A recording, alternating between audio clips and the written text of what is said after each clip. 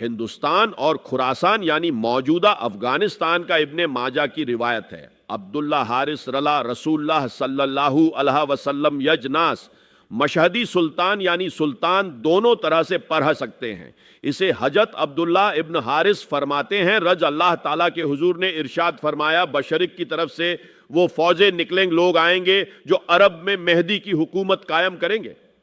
یہ مہدی کون ہوں گے اس کا ذکر میں ذرا بعد میں کروں گا، لیکن نوٹ کر لیجئے کہ مہدی سے پہلے لازماً کسی مشرقی علاقے کے اندر وہ نظام قائم ہو چکے گا، تب وہاں سے فوجیں آئیں گی نا۔ یہ مشرق کون سا ہے؟ عرب کے مشرق میں آپ چلیے، ایران بھی آ جائے گا، افغانستان بھی ہے، پاکستان بھی ہے، اور اگر اسے اور توسیع دے تو ہندوستان بھی ہے۔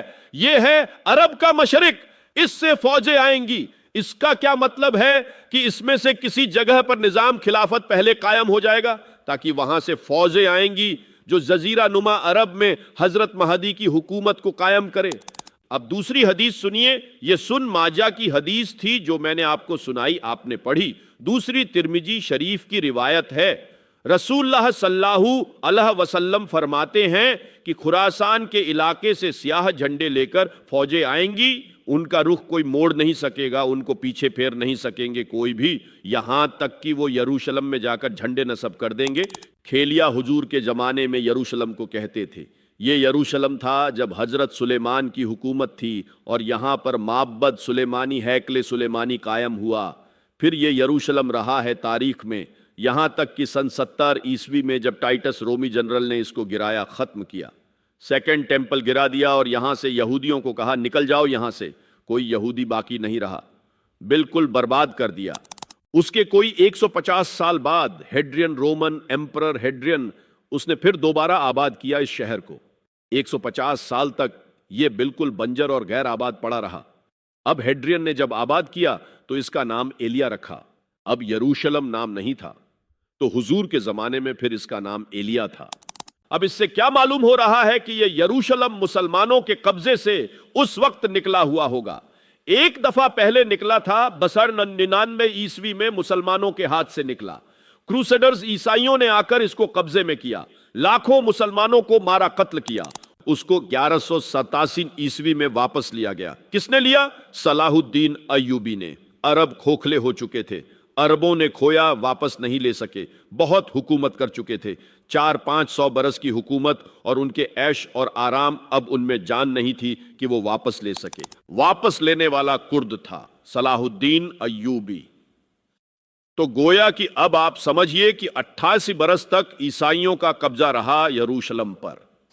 اب 1966 میں یہودیوں نے قبضہ کیا ہے، اب 28 برس ہو گئے، لیکن وہ دوار آئے گا کہ اب پھر لیں گے۔ لینے والے عرب بھی نہیں ہوں گے، خراسان کے علاقے سے فوجیں آئیں گی۔ یہ خراسان کیا تھا؟ خراسان اس زمانے میں ایک بہت بڑے علاقے کو کہتے تھے۔ کچھ حصہ پاکستان کا بھی اس میں شامل تھا، کچھ حصہ ایران کا بھی ہے۔ ایران کے اس حصے کو اب بھی خراسان کہتے ہیں۔ خراسان ایک صوبہ ہے ایران کا چھوٹا سا۔ پاکستان میں خاص طور پر یہ جو علاقہ مالاکنڈ ایجنسی کہلاتی ہے، اس سے اوپر جتنا علاقہ ہے، اور یہ جو واخان کی پٹی آتی ہے افغانستان کی جو جا کر چین کی سرحد سے مل جاتی ہے، یہ بھی خراسان کا حصہ تھا۔ باقی تقریباً 2/3 افغانستان خراسان تھا، دکشنی حصہ سیستان کہلاتا تھا۔ پھر یہ جو ترکستان کے علاقے ہیں جو سوویت یونین کے ٹوٹنے کے بعد آزاد ہوئے، یہ سب علاقہ گریٹر خراسان کہلاتا تھا۔ یہیں سے فوجیں چلیں گی اور یہ فوجیں خراسان سے چل کر ایلیا یعنی یروشلم پہنچیں گی اور اپنے جھنڈے گاڑ دیں گی۔ اس کا جو نتیجہ نکلتا ہے وہ آپ سمجھ لیجئے۔ اس میں علامہ اقبال کا ایک شعر بھی سناتا ہوں۔ میرے عرب کو آئی ٹھنڈی ہوا، جہاں سے میرا وطن وہی ہے، میرا وطن وہی ہے۔ پھر اقبال کا ایک اور شعر، کھرے و خلوت دش حجاج آیت بروں کارواں جی وادی دور دراز آیت۔ یہ وادی دور دراز کون سی ہے؟ وادی اے سندھ۔ پھر وہ وادی سندھ کا ذکر کرتے ہیں کہ سندھ دریا میں کتنی ندیاں آ کر ملتی ہیں، ستلج، بیاس، راوی، چناب، جھیلم، کابل، گلگت آدی، اور بتاتے ہیں کہ افغانستان کا مشرقی حصہ بھی اسی وادی سندھ میں آتا ہے۔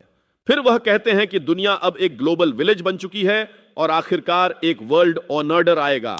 پہلے لیگ آف نیشنز بنی، پھر یونائٹڈ نیشنز بنی، لیکن اگر انسان کے اندر ایمان اور جواب دہی کا احساس نہ ہو تو کوئی بھی ادارہ کامیاب نہیں ہو سکتا۔ پھر اقبال کے شعر کے حوالے سے کہتے ہیں کہ دنیا میں پھر سے روحانیت اور مٹیریلزم کا مقابلہ ہوگا. ایک طرف اللہ اور مومن ہوں گے، دوسری طرف ابلیس اور اس کی طاقتیں. اور وہ کہتے ہیں کہ اگر ابلیس کو کسی سے خطرہ ہے تو امت مسلمہ سے ہے، کیونکہ اس میں اب بھی سحرگاہی کی آہیں اور ایمان کی چنگاری باقی ہے. اور اسی بات کو آگے بڑھاتے ہوئے وقتہ یہ سمجھانے کی کوشش کرتے ہیں کہ دنیا میں جو سیاسی اور تہذیبی ٹکراؤ دکھائی دے رہا ہے وہ صرف زمین یا سطح کا سنگھرش نہیں ہے، بلکہ دو نظریوں کا ٹکراؤ ہے. وہ بتاتے ہیں کہ اگر امت مسلمہ اپنے اصلی اصولوں پر واپس آ جائے، یعنی قرآن کی ہدایت اور نبی کی سنت، تو وہ دنیا کے لیے ایک مثال بن سکتی ہے. لیکن اگر مسلمان خود اپنے اصولوں کو بھول جائیں تو پھر وہ صرف بھیڑ بن کر رہ جاتے ہیں. وقتہ اس بات پر بھی زور دیتے ہیں کہ اسلام کی طاقت صرف فوج یا سیاست میں نہیں بلکہ اس کے اخلاق اور انصاف میں ہے. جب مسلمانوں نے ان اصولوں کو اپنایا تو انہوں نے بڑے بڑے علاقوں میں امن اور انصاف قائم کیا. اسی سلسلے میں وہ پھر اتہاس کا ذکر کرتے ہیں اور بتاتے ہیں کہ کیسے الگ الگ دور میں مسلمانوں نے مشکل حالات کے باوجود اپنی پہچان اور دین کو زندہ رکھا. وہ کہتے ہیں کہ آج کی سب سے بڑی ذمہ داری یہ ہے کہ مسلمان اپنی تعلیم، اپنے کردار اور اپنی ایکتا کو مضبوط کریں. اگر امت بکھری رہے گی تو کوئی بڑی تبدیلی نہیں آ سکتی.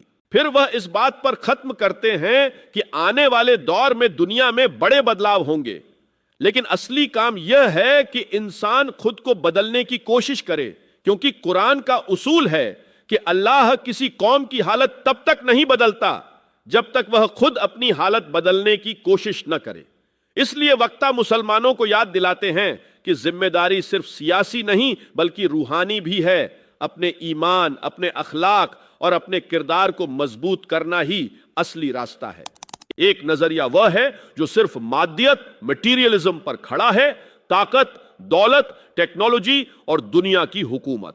دوسرا نظریہ روحانیت کا ہے جس میں اللہ پر ایمان، انصاف، اخلاق اور انسانی برابری کا تصور ہے.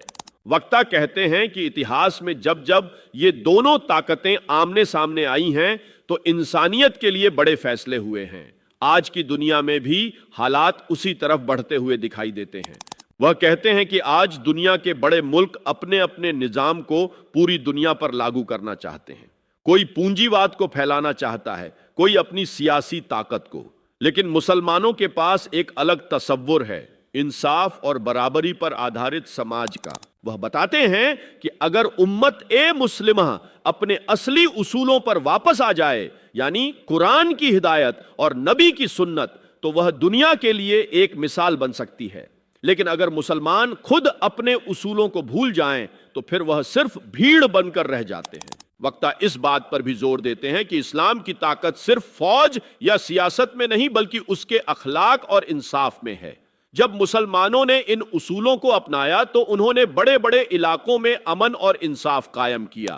اسی سلسلے میں وہ پھر اتہاس کا ذکر کرتے ہیں اور بتاتے ہیں کہ کیسے الگ الگ دور میں مسلمانوں نے مشکل حالات کے باوجود اپنی پہچان اور دین کو زندہ رکھا.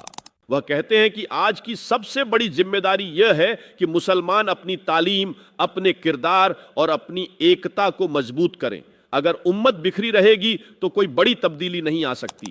پھر وہ اس بات پر ختم کرتے ہیں کہ آنے والے دور میں دنیا میں بڑے بدلاؤ ہوں گے، لیکن اصلی کام یہ ہے کہ انسان خود کو بدلنے کی کوشش کرے، کیونکہ قرآن کا اصول ہے کہ اللہ کسی قوم کی حالت تب تک نہیں بدلتا جب تک وہ خود اپنی حالت بدلنے کی کوشش نہ کرے. اس لیے وقتہ مسلمانوں کو یاد دلاتے ہیں کہ ذمہ داری صرف سیاسی نہیں بلکہ روحانی بھی ہے. اپنے ایمان، اپنے اخلاق اور اپنے کردار کو مضبوط کرنا ہی اصلی راستہ ہے.